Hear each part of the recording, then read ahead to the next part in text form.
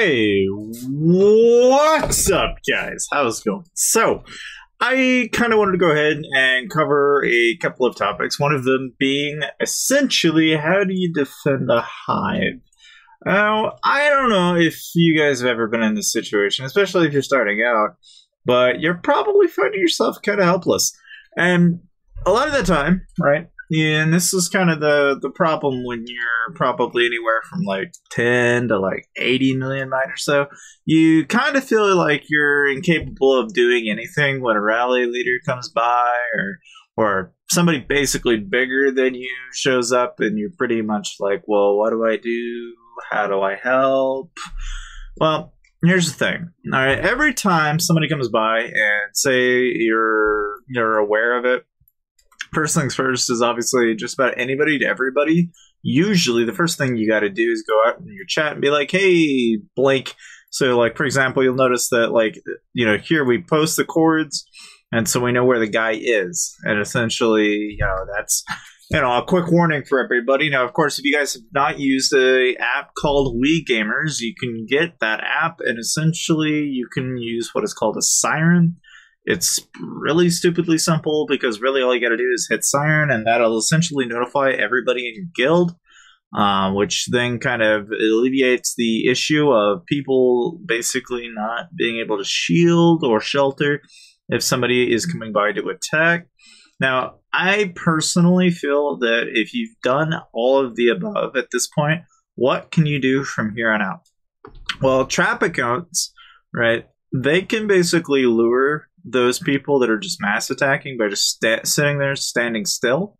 They don't really need to do anything. Nobody needs to send anything to them. They just stay still. But as for like the average Joe and those of you that are just kind of like trying to figure out what you can do from here on out, my recommendation is you basically want to, a lot of the time, at least in my experience, if you really want to drive a rally lead or a group of them nuts, what you do is you basically shelter all your stuff and then give yourself like a few units of tier 1 and just sit there and spam them one troop attacks. And if like everybody in your guild that doesn't have a shield is doing that, it gets awfully annoying really quickly. Of course, what that'll often do is that'll provoke them to attack you even more. And a lot of the time when they do that, right, if you're somebody out there that happens to be a trap account or something akin to that, obviously you don't want to be doing that. But if you want, what I recommend is you could kind of do that beside trap accounts. A lot of the time what will happen is somebody will attack the first guy, get really pissed off and arrogant, and think, oh, well, I can burn this guy. And then I see the next guy near him without scouting and think blindly, okay, let's attack this guy. And I've seen a lot of the time people will end up doing that. The smarter players won't do that, but sometimes I've seen some people that get a little salty and then they quit thinking and they do mistakes. Now, of course, what else can you do, right?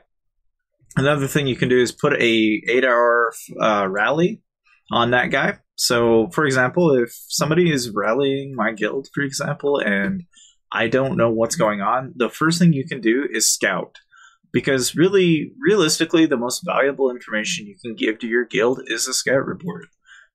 Because frankly, if you have information, so like, I don't know, let's say if I get a scout report on somebody that's rallying my guild, I could essentially forward that information over into a guild chat online or on We Gamers, however you guys communicate. And basically, everybody in the guild can know what the troop composition is of the guy that's attacking. And what you can do is you can put an 8-hour rally on the guy so you'll know where he's at for 8 hours. And so what we usually do is if the guy is within the realm of possibility, we may come back and look for a time where he's not in gear, and we may rally him. And hopefully, we'll get a 0 and something akin to that. But that's a really great way to be a really effective team player, especially if you're wanting to give your guild the most potential help that you could possibly give. Of course, what else can you do? Well, my recommendation is that if you've got any tiles out gathering, it is almost it's imperative that you kind of make sure that if you do have tiles out there, that you're really watching the guy that is attacking you, because you don't know if you may end up deciding to just start hitting tiles. And so I kind of recommend that you warn others that have got tiles out there that they need to be kind of watching that. Of course, and in the a little bit more volatile kingdoms, that's a given, but in some kingdoms where you're a little bit more lazy, you may need to be a little bit more conscientious of this. Now, granted, okay, if you've done all of the above at this point, right, what else can you possibly do? One of the things that I recommend you do is that you could potentially start a 5-minute rally. And if you want to scare a guy and kind of get him to flee off, if you've got somebody in your guild that's like 90, 100 mil, you could put a 5-minute rally, no leader, just one troop, and have everybody send one troops, and the guy will think it'll be a legitimate rally and flee. It's funny, but it works sometimes. So if you want to kind of get somebody to buzz off and make them waste a reload, you can try that. Of course, the benefit of that is, if you don't send your leader and you put everything in shelter, no one's losing anything really other than a troop, which is really not that big of a deal. And obviously, the higher the troop count, meaning if you use like a tier 4 unit, it'll look slower. So I recommend using like siege units when you do the rally, because that'll make it look realistic. It'll give people the impression that you might be doing a real rally. And so they will usually scatter pretty quick. Or they'll send reinforcements. Now, if you ask me, all right, if you're a guild that's capable of re-rallying, what oftentimes you can do then is the people that are reinforcing are essentially, they've got fury. And so if they're below 100 mil, what you can do is scout them and see, sometimes you'll see that people will port in and they'll pop their shield doing it. And you can scout them, you can grab reports, and then, like I said, just same procedure as before. But you can also, you could report that information, tell your guildmates, and you may end up finding yourself in a situation where you might be able to get like multiple rally targets, and you might end up actually rallying multiple people at a time. And that's a really great way to kind of like zero out your enemy and hit them where it hurts most, because really the rally lead's probably going to be the most strong, but the people reinforcing are probably not. Now, not to say that doesn't happen.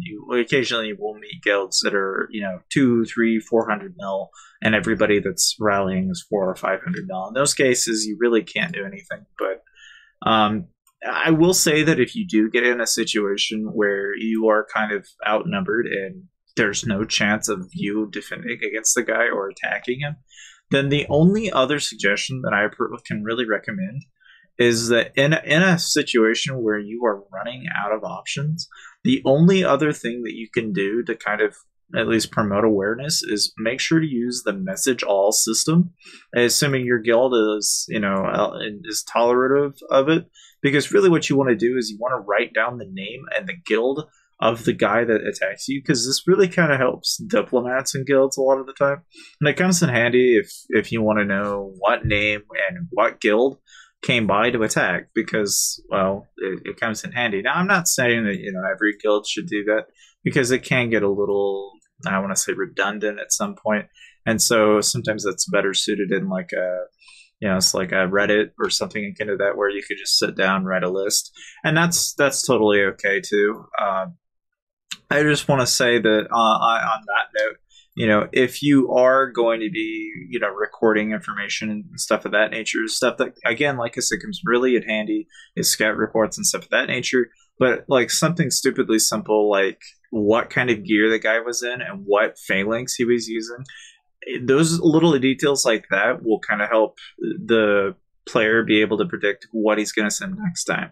Because a lot of the time, people that are in infantry gear more likely are probably in infantry gear the next time around. So little details like that come in a lot of information. Of course, I think recording the might is just as relevant, and the kills. And part of the reason why is because that also kind of tells you what kind of player you're up against. And again, those are just little details that I personally do whenever I'm trying to size up whoever I'm up against. Obviously, the type of gear and the tier of the gear is something you can record too if you would like. Again, this is a lot of extra information, but I personally do it because it kind of gives me insight on the kind of players that I'm up against. And I make records of rally leads in different guilds, and and if I can get some scout reports that are fairly new, I can then basically at some point, as an entire guild, we can basically go look and say, oh, this rally lead, this rally lead, this rally lead. And we can scan and check and look. And if we find any of them that are in monster hunting gear and we have a scout report, then we can basically rally them out. And it makes it simple, stupid, and easy. And that's what I recommend you try out if you're trying to defend as a hive. And that is my advice as far as trying to kind of defend as a guild. Needless to say, I hope you guys enjoyed the video. Make sure to check out my other videos and leave a like and maybe comment below what you guys think of this strategy. And, well, needless to say, I'll see you guys next time.